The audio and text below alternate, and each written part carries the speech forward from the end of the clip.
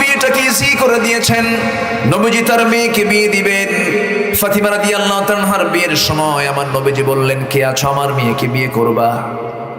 সঙ্গে সঙ্গে ধনী ধনী সাহাবী, খেজুর বাগানের মালিক, বড় বড় টাকা পয়সার মালিক ওলা সাহাবী নবীর সামনে দাঁড়িয়ে বলছেন, হুজুর আমি বিয়ে করতে চাই। রাসূল বললেন, নট অ্যালাউ, হবে না, হবে না। কে আছো আর দেখি, আমার তো কাঙ্ক্ষিত, আমার পছন্দের লোকটা এখনো আসে না। এই সবার প্রস্তাব দেওয়া শেষ। আলী সবার শেষে গিয়ে দাঁড়ালেন।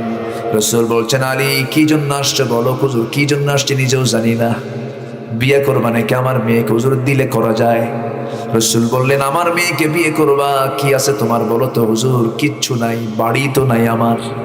নবীজি তার মেয়েকে বিয়ে দিচ্ছেন বাড়ি ছাড়া একজন যুবকের সাথে। আর এখন কি লাগে? যুবকের চাকরি তো লাগবে, মঙ্গল গ্রহে একটা অফিসও লাগবে।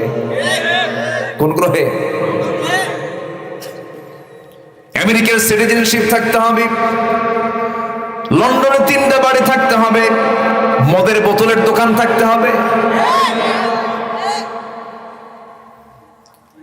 আমার নবীজি মেয়েকে বিয়ে দিচ্ছেন।